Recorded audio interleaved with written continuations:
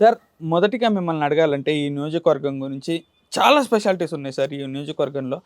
కాకపోతే నాకు గాని చాలామంది ప్రజలు నేను దారిలో ఎక్కడైనా టీ స్టాల్ గాని, టిఫిన్ సెంటర్‌లో గాని మాట్లాడుకుంటూ వస్తా ఉంటే, నాకు చాలామంది చెప్తా ఉంది ఏంది అనంటే, లీ లీడర్ వెళ్ళిపోయారు. అలానే క్యాడర్ ఇంకా టీడీపీలోనే ఉన్నారు. అనే అంశం అయితే నాకైతే చాలామంది చెప్పడం జరిగింది జెన్యూన్‌గా.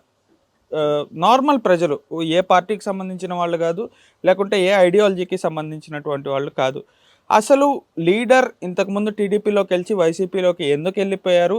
అలా వెళ్ళిపోయిన తర్వాత కూడా ఈ నియోజకవర్గంలో డేర్ చేసి మీరు నియోజకవర్గం ఇన్ఛార్జ్‌గా మీరు వచ్చారా? లేకుంటే చంద్రబాబు గారు పంపించారా? చంద్రబాబు గారే ఈ నియోజకవర్గానికి సంబంధించినటువంటి అభ్యర్థిని ఎతుకుతున్న సందర్భంలో గతంలో ఉన్నటువంటి నేపథ్యం, నేను పార్లమెంటుకు పోటీ చేసి ఉంటాం 2009లో. అంటే దాదాపు పార్టీలో 96 నుంచి నేను సర్పంచ్ దగ్గర నుంచి రాజకీయాల్లో ఉంటాం. వీటన్నిటిని దృష్టిలో పెట్టుకొని ఆయన ఈ ప్రస్తావన తీసుకొచ్చినప్పుడు మీరు మీరు పలానా నియోజకవర్గానికి వెళ్తారా, చిరాలు వెళ్తావా అని అడిగినప్పుడు మీరు వెళ్ళమంటే నేను వెళ్తానని చెప్పడం జరిగింది. ఓకే. ఆ సందర్భంలో మొత్తం చీరాల్లో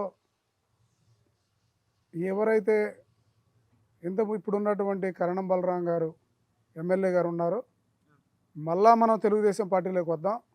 ఇప్పుడు ప్రస్తుతం తాత్కాలికంగా మనం వెళ్ళి వైసీపీకి వెళ్దాం.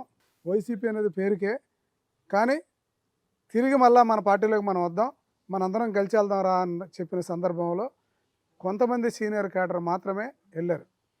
అయితే ఇక్కడ ఒక నేపథ్యాన్ని మనం గుర్తుపెట్టుకోవాలి. కానీ ఓటర్ ఎవరు డిస్టర్బ్ అవ్వాల.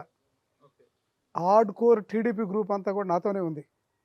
కానీ కొద్దిమంది ప్రయోజనాలు ఆశించి, ఇప్పుడు గవర్నమెంట్ ఉంది, సరే ఏదో ఒకటి మనం చేసుకుందాం, ఇతన్ని గెలిపించుకున్నాం కదా, మనకి ఏం ప్రయోజనం ఇప్పుడు వదిలేస్తే అని చెప్పి కొద్దిపాటి స్వార్థం ఉన్నటువంటి వాళ్ళు ఆయన వెనకాల ఉన్నారు.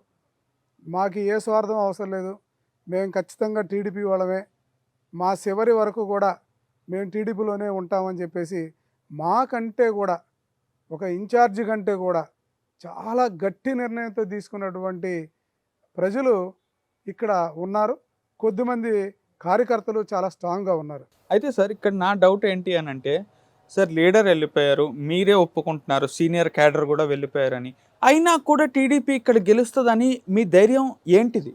నేను చెప్పింది అవకాశవాదంగా ఉన్న కొంతమంది మాత్రమే వెళ్ళారు తప్ప ఓకే. అసలు కేడర్ ఇక్కడ నుంచి వెళ్ళా. లేకపోతే నేను ముడికి ఏం చేస్తాను? ఇప్పుడు వాళ్ళు ఉన్నారు కాబట్టేగా నేను కూడా ఈ రోజున 22 నెలల్లో ఏ నియోజకవర్గాన్ని కూడా చూసినా కూడా ఎక్కడ కూడా నియోజకవర్గంలో నాకు ఏ ఎజెండా ఇచ్చినా ఖచ్చితంగా అది ఏ ప్లస్లోనే, నా రిపోర్ట్స్ అన్నీ ఏ ప్లస్లో ఉన్నాయంటే వాళ్ళందరూ నాతో పాటు తిరిగితేనేగా. కొద్దిమంది అవకాశం వచ్చింది, ఎమ్మెల్యేని గెలిపించుకున్నాం, మళ్ళీ మన పార్టీలోకి వెనక్కి వస్తాం కదా అనే భావంతో, అంటే ఒక పెద్ద మనిషి చెప్పాడు కనుక ఇది నిజమే అనుకుని నమ్ముకునేటువంటి వాళ్ళు నమ్మారు. సరే వాళ్ళు ఆయనతో పాటు ఉంటారా ఉండరా అనేది అది నేను ఇప్పుడు చెప్పకూడదు, అది చెప్పాల్సిన అవసరం కూడా లేదు. వాళ్ళ బ్లడ్లో కూడా తెలుగుదేశమే, ఆ పచ్చరక్తమే ప్రవహిస్తుంది నా అభిప్రాయం. అయితే మీరు చెప్పేది ఏందంటే, వాళ్ళ ఏ జెండా పట్టుకొని తిరిగినా పరదా చాటుకెళ్ళాక నొక్కేది మాత్రం మీ గుర్తు మీద నొక్కుతారని అంటున్నారు. అవునా? అంటే ఇక అది అది అనివార్యం. అది నేను చెప్తానో లేదు, నేనేదో కష్టపడి చేస్తానో, నేనేదో మొత్తం చీరాల మొత్తాన్ని చుట్టేసి మొత్తం తిప్పేసానని కాదు.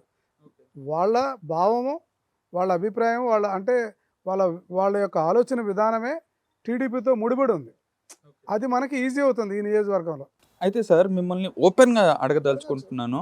ఒకటేందనంటే సార్, చీరాల నియోజకవర్గం ప్రతిసారి టీడీపీ థర్డ్ లిస్ట్‌లో అభ్యర్థి ఎవరని చెప్తది.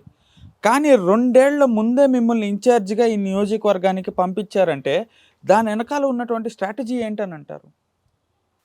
అంటే ఇంతకుముందు ఏ అభ్యర్థి కూడా డైరెక్ట్గా చీరాల, మీరే చెప్తున్నారుగా చీరాల యొక్క నేపథ్యం, ఇక్కడ పరిస్థితులు ఎలా ఉంటాయి, ఆ పరిస్థితిని దృష్టిలో పెట్టుకొని చాలామంది ముందొస్తే ఎవరు రాలేదు. సో నాకు ఈ జిల్లా వాడిని కనుక ఈ జిల్లాతో ఉన్నటువంటి సంబంధాలను దృష్టిలో పెట్టుకొని నేను ఆ రోజుకి ఆ రోజు ఎత్తుక్కోవాల్సిన అవసరం లేదు కదా. ఆల్రెడీ నేను పార్టీలో ఉన్నా, ఇప్పటివరకు ఏదో అధికారాలు సంపాదించుకున్నోడిని కాదు. ఓకే, బాస్ నాకు ఒక, అంటే ఆయన ఒక ఆదేశం ఇచ్చాడు, ఆ ఆదేశాన్ని నేను దాన్ని చూసే తప్పకుండా ఇక్కడ అమలు జరపడానికి వచ్చాను తప్ప ఇది ఏమవుతుంది, లేకపోతే ఇలాంటి నియోజకవర్గంలో ఏమైనా ఉంటుందా, ఇక్కడ ఏమన్నా జరుగుతాయా, నథింగ్ నేను ఎప్పుడూ ఆలోచించలేదు. నేను ముందు చూపుతోనే వచ్చా. అయితే మీరు మీ చంద్రబాబు గారు అదే మీ బాస్ గారి గురించి ఇంత ప్రేమ ఆప్యాయతల గురించి చెప్తున్నారు సార్. ఆయన్ని అరెస్ట్ చేసినప్పుడు అది అక్రమంగా చేశారని మీరంటారు. లేదు సక్రమంగా చేశామని వాళ్ళు అంటారు. But at the end of the day arrest అయితే జరిగింది.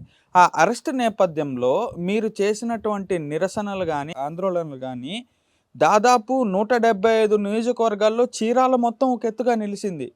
ఇది ఎలా అని అంటారు? 151 ఎమ్మెల్యేలు అవతల పెట్టుకొని మీ బాస్‌ని అరెస్ట్ చేసున్న సిట్యుయేషన్‌లో అసలు మీరు ఎలా చేయగలిగారు అది? మొత్తం కేడర్‌తో మాట్లాడాం. ఎక్కడ కూడా ఒక ఇంచు మనం తగ్గాల్సిన అవసరం లేదు. ఇక్కడేదో పెద్ద మనకంటే సూపర్ మ్యాన్‌లు ఉన్నారని చెప్పేసి వాళ్ళు అనుకున్నారు. మేము ఒకటే ఆలోచించాం. వాళ్ళకంటే మేము దేంట్లోనూ తక్కువ కాదు. సో వాళ్ళు గెలిచారు. నేను గెలవలేదు అంతే తేడా. దాన్ని దృష్టిలో పెట్టుకున్నాం. మొత్తం కేడర్ అంతా కూడా బ్రహ్మాండంగా సపోర్ట్ చేసింది.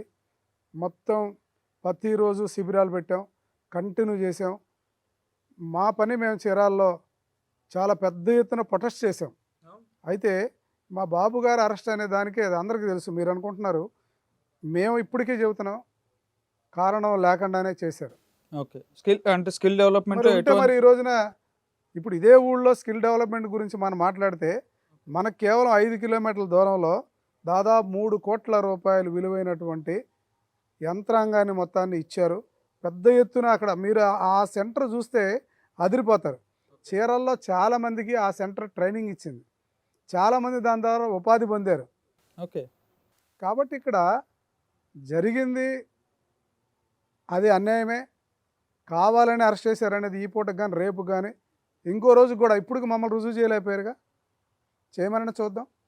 ఎక్కడుంది, ఏం తీసుకున్నారు, ఏ అకౌంట్కి డబ్బులు వచ్చినాయి, ఎవరైనా డబ్బులు తీసుకున్నాం మేము, మా వాళ్ళు ఎక్కడైనా డబ్బులు తీసుకున్నట్టుగా ఏమైనా చూపించగలిగారా? అవును, ఇప్పటి వరకు చూపించలేకపోయారు కదా. అయితే ఇంకో విషయం ఏందంటే, సరే చంద్రబాబు నాయుడు గారంత వ్యక్తి ఏమీ అవకతవకలు చేసుండకపోవచ్చు అని అనుకుందాం. అంటే ఆయన ఆల్రెడీ 15 ఏళ్ళు సీఎంగా ఉన్నారు. 10 ఏళ్ళు ప్రతిపక్ష నేతగా ఉన్నారు. అంతకుముందు ఎన్టీఆర్ గారిని 2, 3 సందర్భాల్లో ప్రభుత్వం పడిపోకుండా కాపాడారు. సరే ఆయన ఎటువంటిది చేయలేదని అనుకుందాం. నారా లోకేష్ గారి మీద కూడా కొన్ని కేసులు అప్పట్లో పెట్టారు సార్. ఆయన్ని అరెస్ట్ చేస్తారనే సిట్యుయేషన్స్‌లో ఆయన ఎళ్లి ఢిల్లీలో దాక్కున్నారని కూడా వార్తలొచ్చినాయి. అంటే రాజకీయాల్లో ఒక నానుడు గుర్తుపెట్టుకోవాలి. ఒక ఇన్ఛార్జ్ కానీ, ఒక ముఖ్యమైన వ్యక్తి కానీ, ఒక 10 రోజులు, ఒక 4, 5 రోజులు కానీ ఏ కారణం చేతన్నా కానీ నియోజకవర్గంలోకి వాడి పర్సనల్ ప్రాబ్లం అవ్వచ్చు, వాడికి హెల్త్ బాగలేకపోవచ్చు, ఇంకోటి అవ్వచ్చు. ఒక 4 రోజులు కానీ నియోజకవర్గం దాటి పక్కన ఉంటే వదంతులు ఈజీగా చేస్తారు. అయితే మీరు నారా లోకేష్ బాబు గారి గురించి ఒక మాట అయితే చెప్తాను.